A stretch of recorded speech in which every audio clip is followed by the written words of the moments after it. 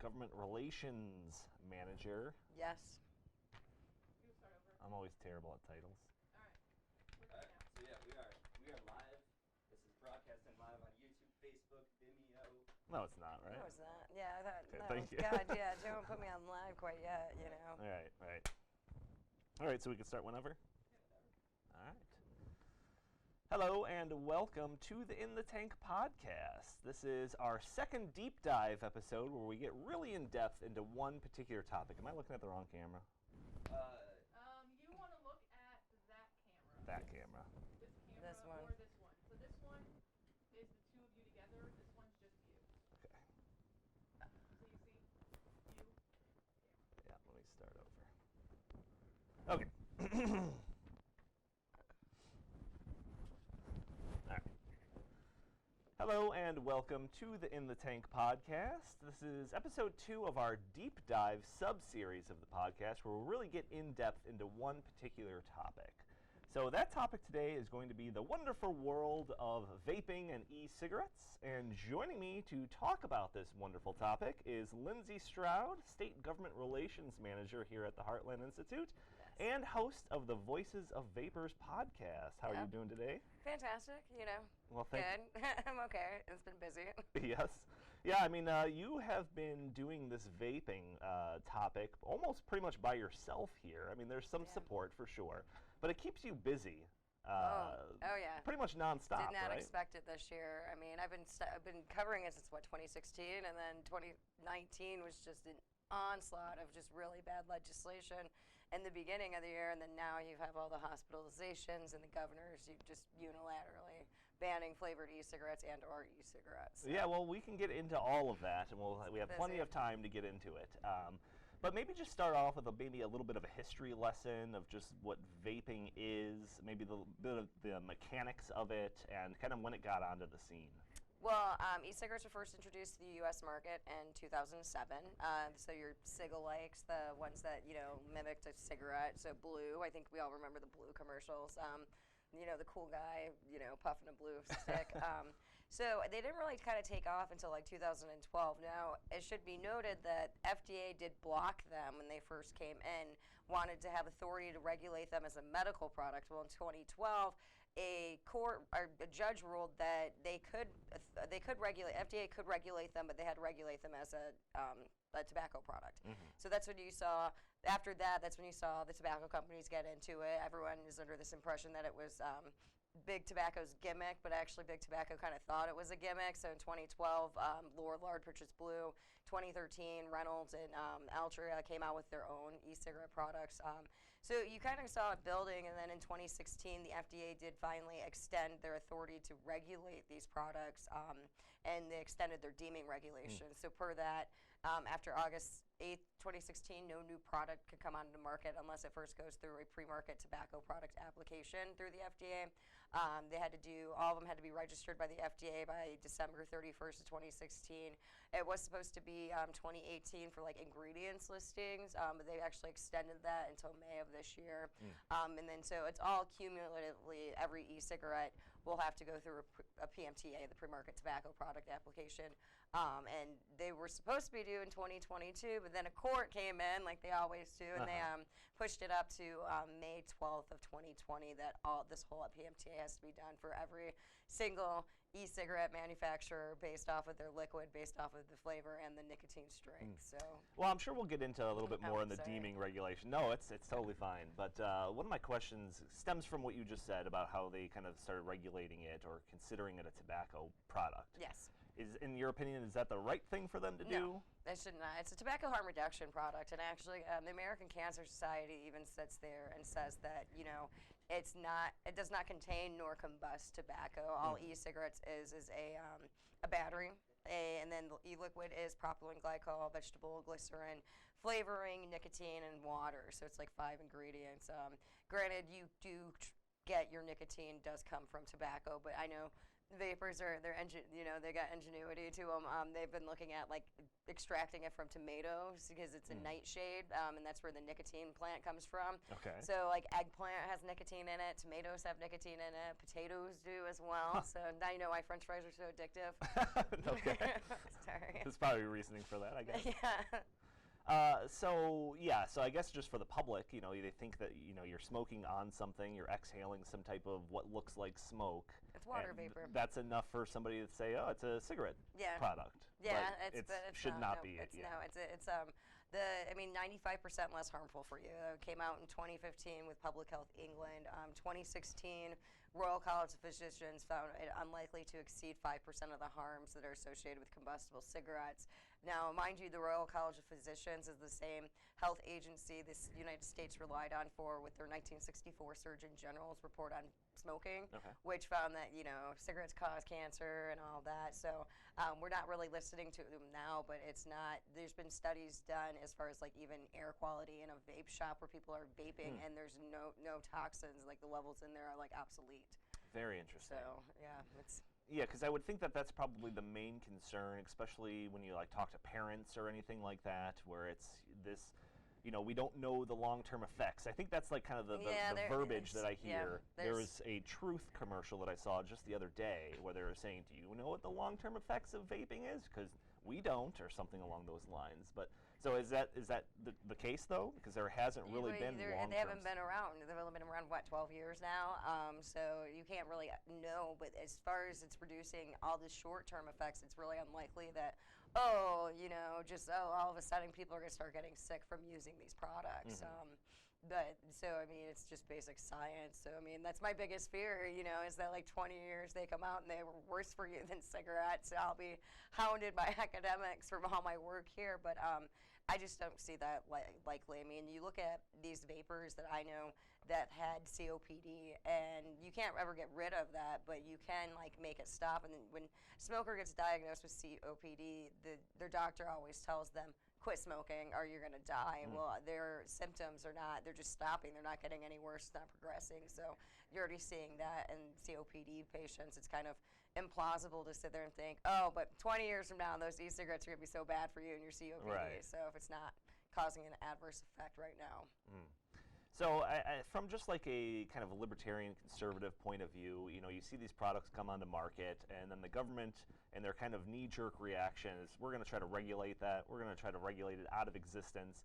So for me, I'm sympathetic to your plight, basically, just from that point of view. Is that kind of the perspective that you're coming from? Like, why do you want to focus so much of your attention on this? Well, there needs to be sensible regulations. You don't want, that's what you're getting right now with the hospitalizations is this black market stuff, and these kids are just putting whatever they want in there. You obviously don't want to make sure that you're not sending out somebody, that's gotten sick because of some bunk, product. But I'm really into it because the vapors are a really unique part of government. They've been harassed at every single level just by trying to start a small business. Local, state, and the federal government, every switch, is turning around, trying to stop it, this, innovation in this product, which is kind of really interesting. And even if you're looking at it now with these flavor bans, they're getting involved with court cases now to try to circumvent what these governors have done. So, like, this industry really knows the nooks and crannies of government and overregulation and taxation and just like prohibition. So that's what really fascinates me about that. And I love telling lawmakers when they're wrong. So and they really don't know e-cigarette products at all. So I've watched them in Indiana. This woman came up and she like put out a Juul, and then she put out like the mod, and you should have just seen these lawmakers' faces. They're like, "What is that?" And I'm like watching them, like, "Oh, and you're about to put a tax on this, and you don't understand how it works or anything." So it's just kind of fun. Yeah, the idea that legislators are ruling on these topics that could affect millions of people, and they don't even know what it is a pretty interesting topic. But a lot of the content that I see from you, because you're producing these booklets, we'll have a link to her latest tobacco harm reduction booklet, and policy briefs, research and commentaries. But it usually is underneath that umbrella of tobacco harm reduction. So can you just kind of speak on that just for a minute? Yeah, tobacco harm reduction is using nicotine products that are less harmful than combustible cigarettes. So, smokeless tobacco is part of that. Nicotine replacement therapy is considered tobacco harm reduction. They've got those the Zins, those little pouches and everything, snus. I know Heartland's got, over a decade of research on it, especially because we've got Dr. Radu as a senior fellow, and he's got over 20 years of tobacco harm reduction research. But it's just giving the smokers the option, to still get their nicotine. I guess the whole concept when, it's either quit smoking or die. Well, there is another option for smokers that they don't really have to completely get rid of tobacco, but they can consume it in a way that's like significantly less harmful than combustible cigarettes. Unfortunately, public health doesn't let you sit here and make those claims. So that's per the deeming regulations. You can't make a health claim, but all these public health groups are sitting here saying that's going to kill you and everything. Right. That's a health claim right there, but. So it's your contention that people using these products would be able to wean themselves off of the regular combustible tobacco. Yeah, they have. I mean, they've 3 million Americans have quit smoking since 2007 using e-cigarettes. So they have helped them, and their study came out in 2019 that they're twice as effective as nicotine replacement therapy. So right. I mean, I have coworkers. I have a family member that has weaned themselves off of cigarettes using these products. Yeah. So that's anecdotal evidence, Using but a I can Juul? see it. No, Okay. my brother has one of those mod things. Yeah, and it seems pretty complex. It's but totally complex. I can't do that one. right. So one of the criticisms that I've seen regarding these products is that it's some type of gateway, and it's actually going to work the opposite of what you're suggesting, and that people are going to start with smoking these, and then for one reason or another, go to combustible cigarettes. Is that reflected in any type of data? No, that's like completely false. If anything, the data shows the bans on e-cigarettes lead to increased combustible cigarette use. There was a study done at Yale in 2015 that found, I forget the exact numbers for every ban, and there was a 1 point percentage increase of kids, smoking cigarettes. Lancaster County, Nebraska actually had a real life of application of that. They did at least with sales, they did a crackdown on underage sales of vaping products to youth, and they were able to lower those numbers, but then they saw an increase in other tobacco products, including cigars and cigarettes. So if anything, it's youth rates of smoking youth rates of using any tobacco product are actually at an all-time low. It was like 42% in 1997 of all tobacco products, and 36% of those were combustible cigarettes. In the 2018 National Youth Tobacco Survey, they found that 27% of high school students had reported using a tobacco product. 21 of them had used an e-cigarette, so even the kids who are using e-cigarettes is still significantly less than when kids were at a peak of smoking combustible cigarettes. But there is no data. It's just a nice little argument to make. Right, and it seems like there's a lot of those little arguments that you have to constantly swat down. Pretty much. I think I've heard you talk about the concept of popcorn lung. Oh, yeah. What is that? Popcorn lung is this lung conditioner that is caused by diacetyl. Okay. And it's called popcorn lung because when they first discovered it, it was popcorn workers in a factory had gotten it. So when e-cigarettes came out, I think this was a 2015 study, the buttery flavors, they had diacetyl in it, and so the people of this study had overheated an e-cigarette to get these harmful levels of diacetyl. And then, vaping causes popcorn lung. Well, diacetyl is actually in a combustible cigarette that rates like 700 times more than what comes out of a combustible cigarette. And you never heard popcorn lung on any smoker. So it's just kind of a BS. Can I say that? Sure. It's kind of, you self-censor. That's fine. It's just a bogus study. Okay. I want to go back to kind of like it being more healthy for you. So you are the host of the Voices of Vapors podcast, right? So maybe just for a second, if people are interested in this topic, what do you cover on that Everything. podcast? I mean, I've interviewed a congressman, the vaping congressman on it. I've interviewed shop owners, people with the associations. Interviewed a guy out in Australia because we thought our laws are bad. Like in Australia, you can go to jail in one of their provinces for like 10 years if you get caught with liquid nicotine. Yeah. Oh yeah, it's not that bad in America compared there. Yeah. So it's just covering whatever topic is up on the day. I've had a few frequent guests that we usually just go over what's going on in the States. Flavor bans, taxes, just trying to keep up with things. I've had nicotine, we have a whole one on nicotine, which is really interesting because I don't know that much about that myself. So getting a nicotine distributor to explain all of it was pretty cool. Right, and you go around the country doing testimony at different state legislatures and whatnot. Have you come across any like personal stories that people have given to you based on this product, maybe that help them quit or anything along those lines? Oh, it's always a personal story. Even the vape shop owners that come out, they're not car salesmen. They're not. I mean, they truly believe in their product, which is you can't really say that about most industries in this country right now, especially small businesses. But they really, truly. I mean, that's what got them to quit smoking. And with a bunch of flavors and everything, this is grown. Grandpa needs his custard flavor. That's what got him to quit smoking. Right. So that's really kind of the best testimony to see is, and I get it too when I write an op-ed, these people will send me emails, they smoked for 40 years and they tried everything and vaping saved their life and got them. And a lot of them too, they reduced their nicotine levels. So this whole idea that nicotine's so as addicting as heroin, I just hate that quote.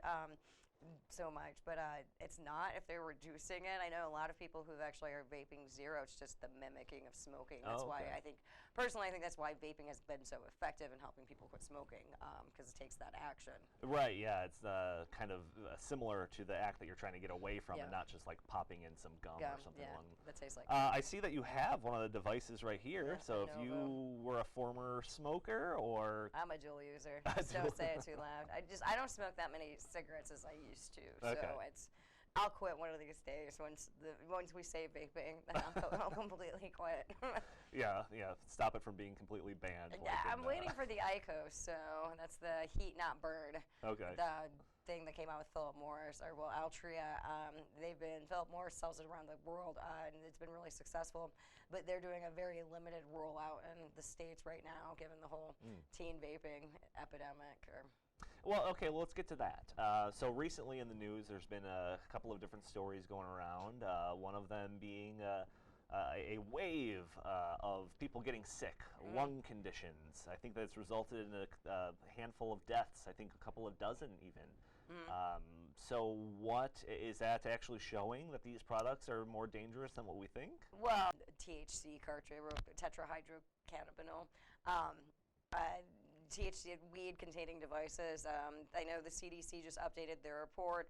Over 78% of the patients diagnosed with a vaping-related lung illness reported use of THC products. So you're getting self-reports of like nicotine only, but they can also be adulterated, so you don't know exactly. But they have not been able to link a single product, let alone a single chemical that is causing all this damage. But I mean, e-cigarettes have been in the U.S. since 2007. I mean, Juul's been out since 2015. It was not. If these were really related to regular devices, you would have seen something before now. But going back, if you look, they were starting to get hospitalizations around late last year. But they are being linked. Those, at least when they were just news stories, were linked to THC. Okay. So now they're playing whack-a-mole. But some of the states have been really great, like Utah's health department. I found like 92% of theirs, or 94% were related to THC, and they actually went through and did testing of nicotine-containing cartridges as well as THC-containing cartridges, and they found like 90% of the THC contained the vitamin E acetate, which is what they're linking to. Still, they can't determine if it's it, but it's a lipid, so they're finding it in lungs, and you can't have oils in your lungs. It's really bad, but the Utah, their nicotine-containing devices didn't have anything unexpected.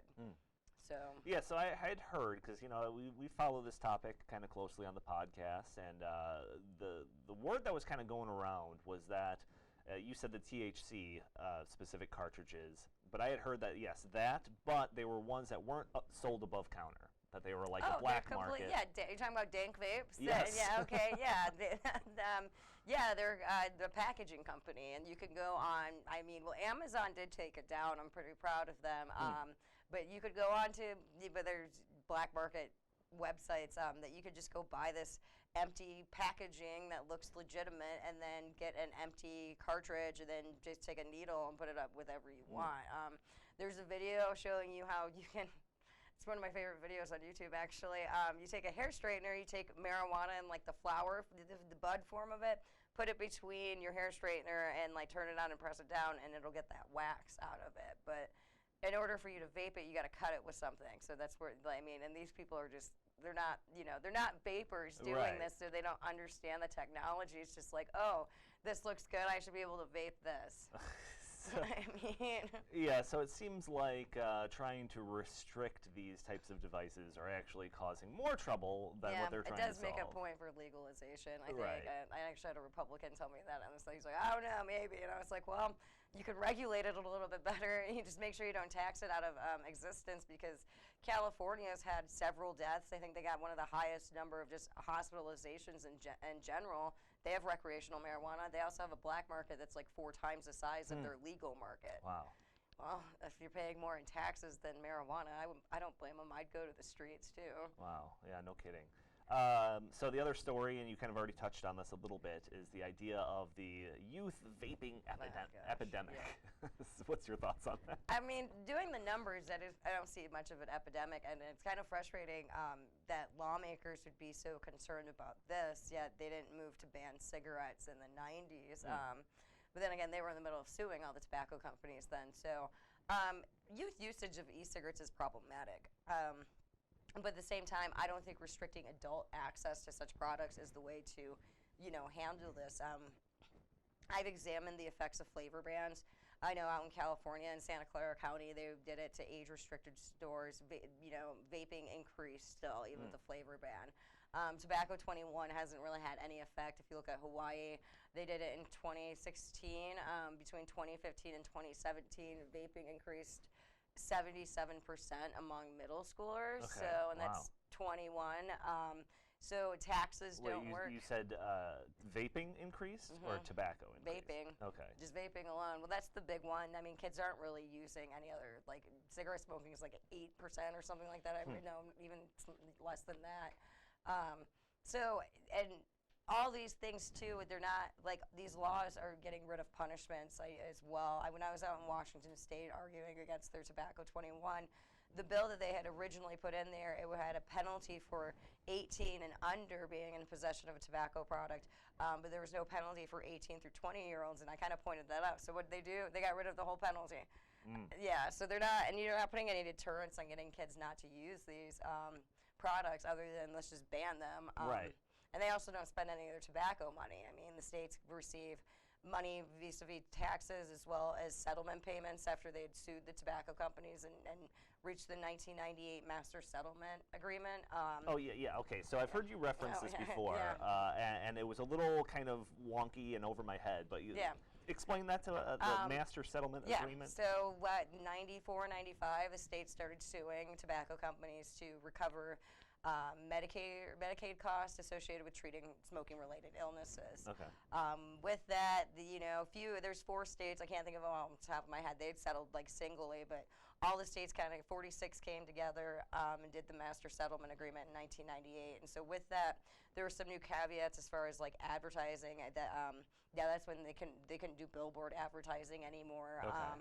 But the big part of it is that forever, in perpetuity, tobacco companies have to give states a portion of their cigarette sales. Okay. And what you've seen is numerous things of what the states have done with this money. In 2000, Illinois used it to give property tax relief, and I always said, I always joke around if I was around then, I would, I'd go around smoking a cigarette and be like, you own a house? I'd blow it and smoke in their face, be like, you're welcome. But you've also seen West Virginia's used it for teacher pensions. You've got states like Michigan who in 2006 bonded it out, so they got cash up front, and then they have to pay like way more money, like billions dollars by 2034 when it actually reaches maturity. They haven't paid really anything on it. Massachusetts and California both have done similar things with their tobacco bonds. So, but in essence, because governments aren't using this money and they're kind of just relying on it, they need smokers, and especially Michigan that's bonded it out, like they need the smokers to keep smoking so they can pay it back. Right. So smoking rates have gone down for what, how many years now? Oh, decades. yeah, at least the past 2 decades they've been declining. So then that is causing lessening revenue generation from that. So why not tax e-cigarettes to fill in the gap? Is that kind of what's going on? They are. Well, I mean, they haven't came out and actually said that. I don't think lawmakers are that. Oh, well, I think they're the smartest people, actually. Sorry, I won't sit there and say that out loud. But I don't think they pay that much attention to it. I've had one lawmaker that was like, well, actually 2, Alaska and Kentucky. Yeah, we're taxing it because we need revenue. And it wasn't because they needed revenue because we're losing it from cigarettes. It was we need revenue because we've got a pension problem or something like that. And then I've seen lawmakers put taxes in places, thinking that it'll impact youth usage. So right. But I don't think any of them are really looking at like, oh, we're losing money because you're not smoking, because they'll just turn around and add a higher tax to cigarettes. Right. So after the kind of wave of the stories that came out, probably a month ago, 2 months ago at this point, late August. Time goes by too fast. Oh yeah. But what happened was there was a plan floated by the Trump administration to potentially ban flavors. Yep.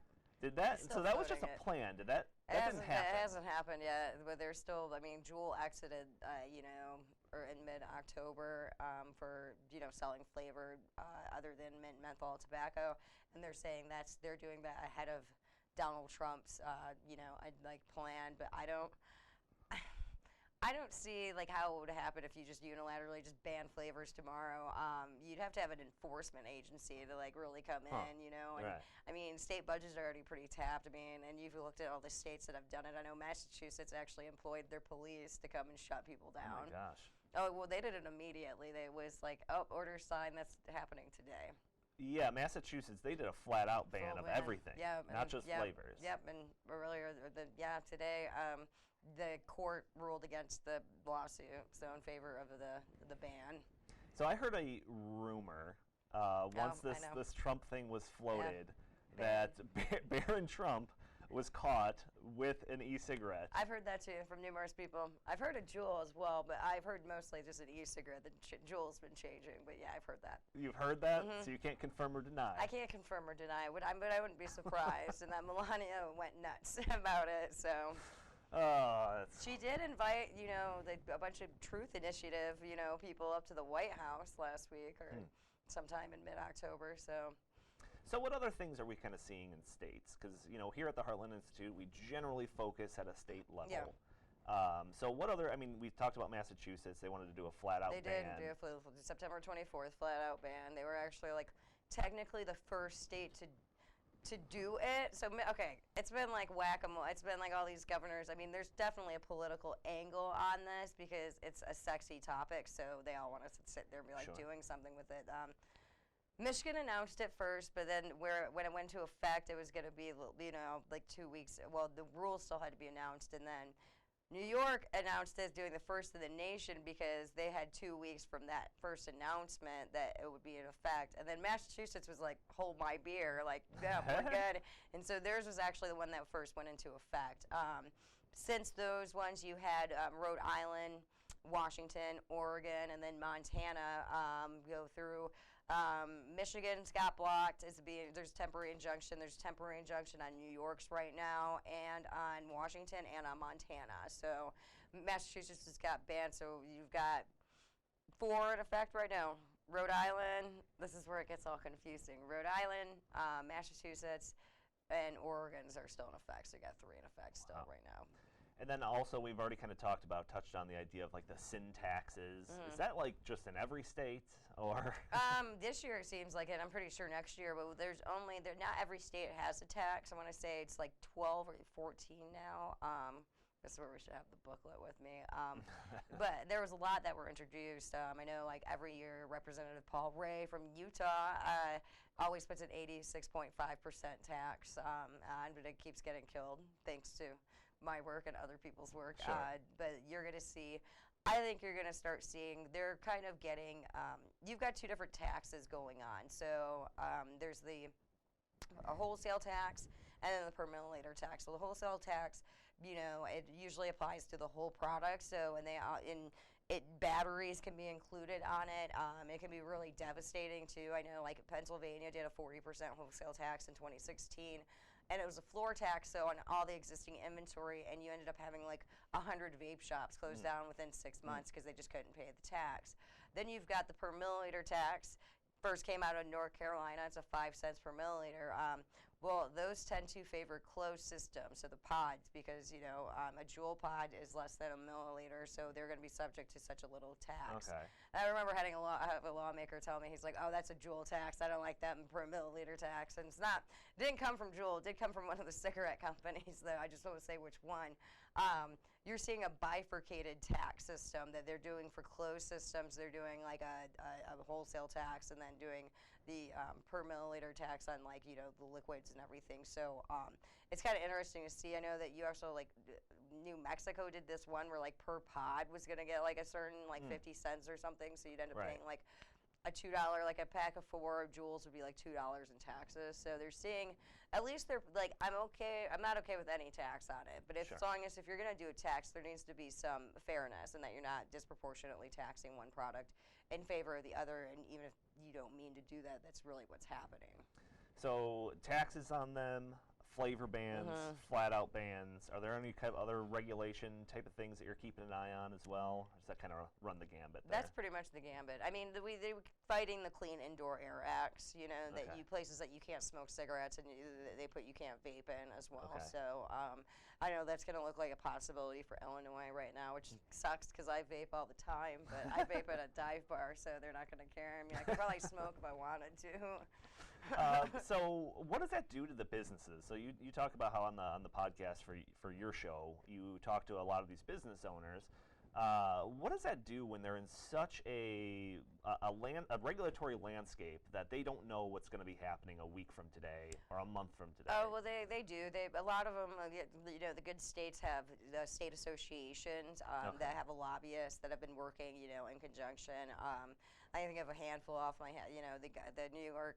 I don't want to say their whole names because I know I'm going to mess it all up. You get the New York State Vapor Association is fantastic. The Tennessee Smoke Free Association, Ohio Vapor Technology Association, the Smoke Free Coalition of Illinois. Arizona's got a really good one. Arizona Smoke Free. I don't know. Like I said, I'll get all their names confused. But they've also worked really well with, VTA, Vapor Technology Association, and CASA, Consumer Advocates for Smoke Free Alternative Association.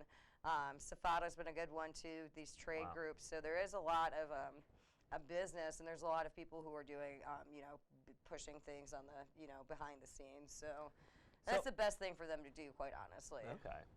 Kind of going back to square one, though, with the deeming regulation. So that seemed to be kind of like the biggest seismic kind of shock from regulation's point of view.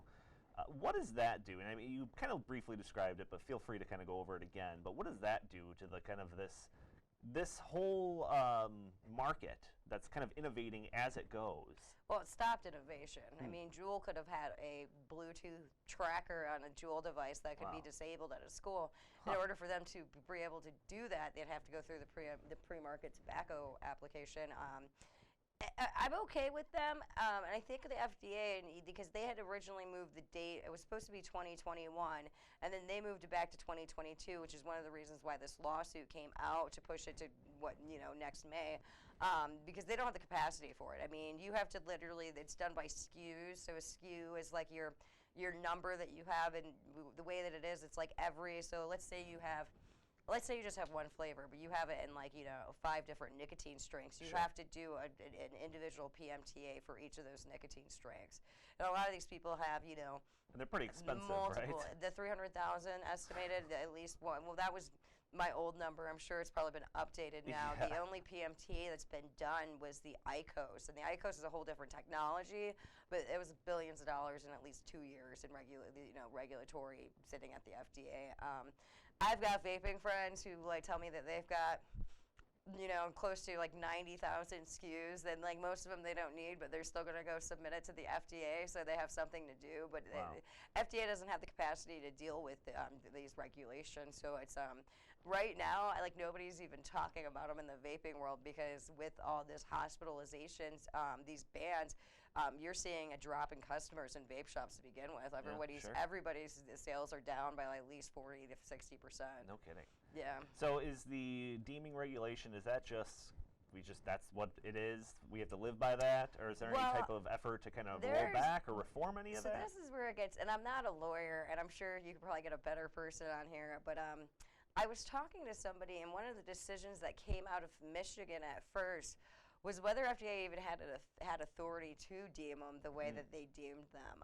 So, and I'm not a lawyer, but there is something in the regulatory that they might not have had that authority, and at least that's how the judge in Michigan had saw it too. Was like, I don't even know if I can say anything on this because I don't even know if this agency has this, has this. Yeah, so I haven't had time to go deep dive into that, which would be kind of interesting to see if that is the case. But it's way too much of case law and stuff that I really don't have the time to deal with right now or even look at. So in kind of our realm here of think tanks and, because I know that there's a few other people that are doing the similar type of thing that you're doing, is there an effort to kind of reform the FDA and in regards to this deeming? There has been, because the big one is grandfathering it into 2007 when before the tobacco products or anything that came out before or after then. It's changing the predicate date, so it's not the 16th or something, or no, it goes past the 16th. I forget exactly, but there was a bill in Congress. It just hasn't gone anywhere. And that's really, if you want to reform the FDA, you have to get Congress to do it, because I mean the agency isn't going to self-regulate itself. You should do that, but you do have the Center for Tobacco Products at the FDA that's completely funded by cigarette smokers. Sure. So they're not going to want to have e-cigarettes out, but they're, So changing subjects a little bit, I'm always kind of curious when we're talking about these ideas, these industries, or any type of regulation. I always wonder who the opponents are. Because I know there's probably a degree of just do something disease that's going on. We hear this story in the news. We have to do something about it. But is there any type of kind of special interest groups that are Bloomberg.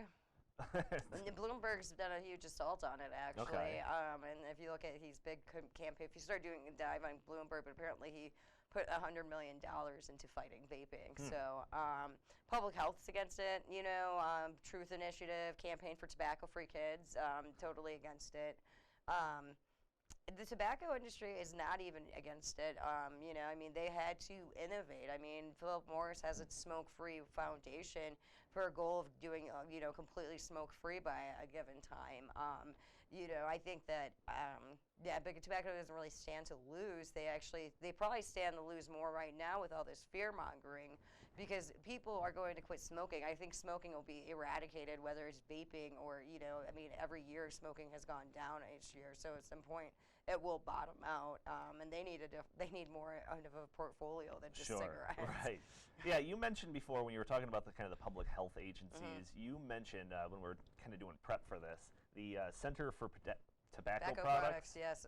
And how are they funded? By cigarette fees, the user fees from cigarette packs. So if nobody smokes anymore, they're completely Mitch Stoller unfunded. doesn't have a job.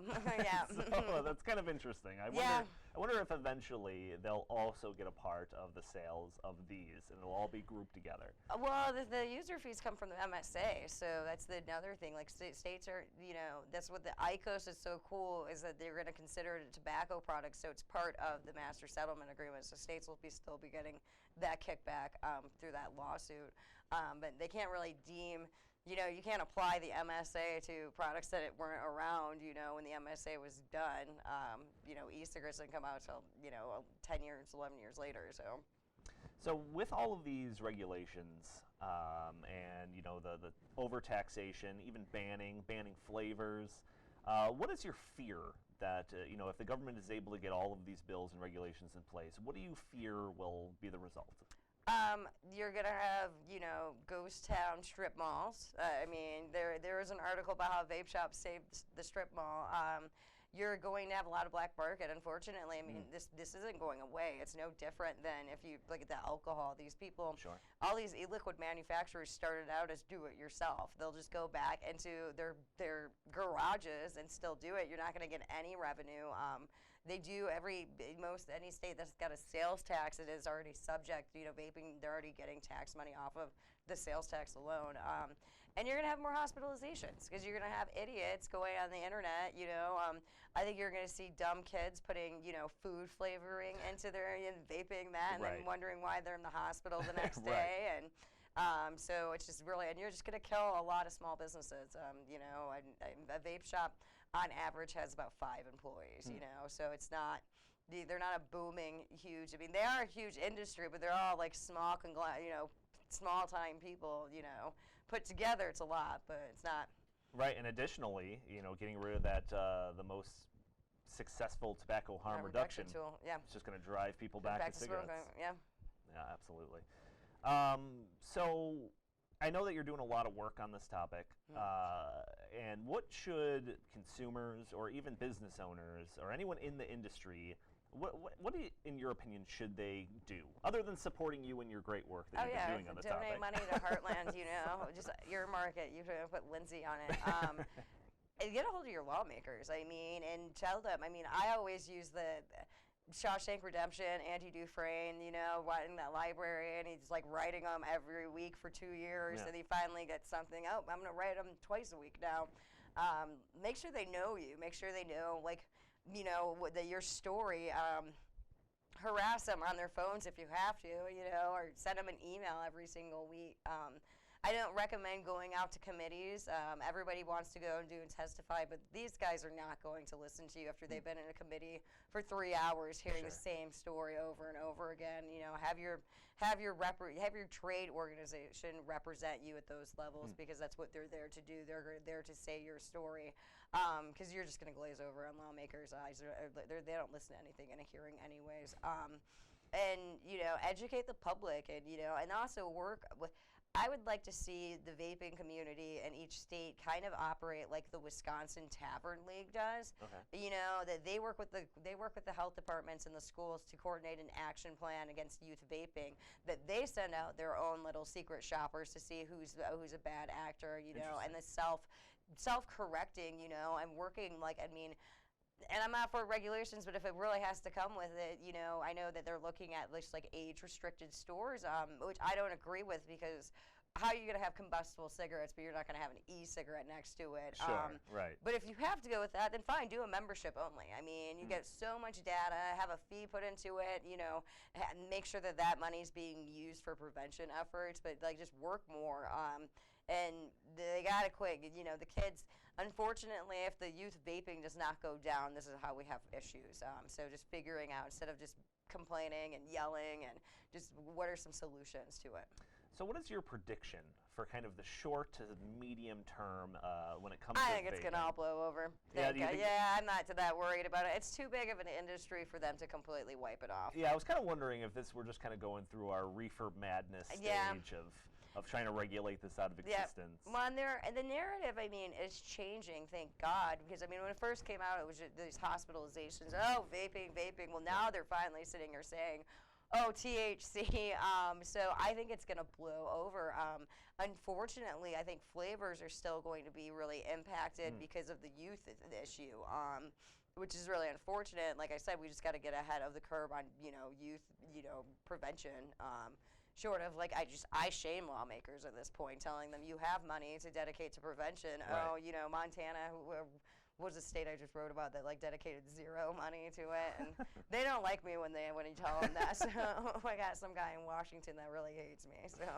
So other than writing all the different research things that you do and putting out articles in there and doing your podcast and hounding these legislators, do you have any other things kind of in the works or maybe ideas for the future that you're I'm working on, like right now, yesterday I said, so FDA does these really cool compliance checks. So I downloaded all 50 states.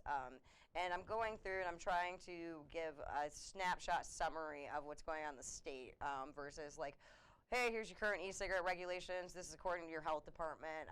And then, oh, look, you don't really have, if you go through the FDA compliance checks, sales of e-cigarette products are so little compared to sales of cigars and cigarettes. So I'm working on that right now and giving that to lawmakers too. Because I give that, I send it to them. I'm like, here, you know, this is all in your state. Maybe you can find somebody in your district. You can go see what they're doing. You know, like how are they preventing youth use, or you know, instead of shaming everybody. I mean, everyone. Unfortunately, you know, Juul is a popular Juul's a popular, tobacco harm reduction tool among teens. It's easy to hide and everything. It's also a fantastic tool for getting people to quit smoking. It's not the only vape pen out there, but it's like the only one you hear about. And there's nothing more alarming when you hear Juul and then cotton candy, because Juul doesn't have cotton candy. Their flavors all suck. I mean, so I like their cucumber, but that's about it. Their fruit one, ugh, yuck. I mean, there's like 7,000 other flavors you want to try before you try that one. So there's a lot of ignorance among policymakers and people who are, regulating it or, are determining the future of this product. So. Right, which is perfectly illustrative of what your value is to this whole thing, bringing that knowledge to the people that are impacting this policy most. Trying to. Is there anything else that we didn't cover that you want to get out there, or if not, maybe you could just tell the people listening where they can find you if they're interested in this topic. Oh yeah, just keep it up. Keep supporting vaping. Keep get a hold of your trade groups. Get a hold of your state groups. If you need any information, I'm kind of a data wonk, so. You can find me at heartland.org. We got our alcohol and tobacco page that has everything on there. You can just search Voices of Vapors or the Heartland Daily Podcast in iTunes or Stitcher or wherever you get your podcast from. I'm also on Facebook, pretty out there on it. So it's just Lindsey or LM Stroud 89, and then that's my Twitter handle too. So. And then thanks for watching. I hope I did well. Lindsey Stroud, State Government Relations Manager here at the Heartland Institute, host of the Voices of Vapors podcast. Thank you for being on with me. Thanks for having me. Listeners, thank you for joining us for this episode of In the Tank podcast. If you like our show, please subscribe, write a review for us on iTunes. It would be greatly appreciated. If you'd like, you could follow us on Twitter at In the Tank Pod. If you have any comments, suggestions, questions, anecdotes, jokes, whatever you'd like, feel free to email us at inthetankpodcast@gmail.com. Thank you for joining us, and we will talk to you next week.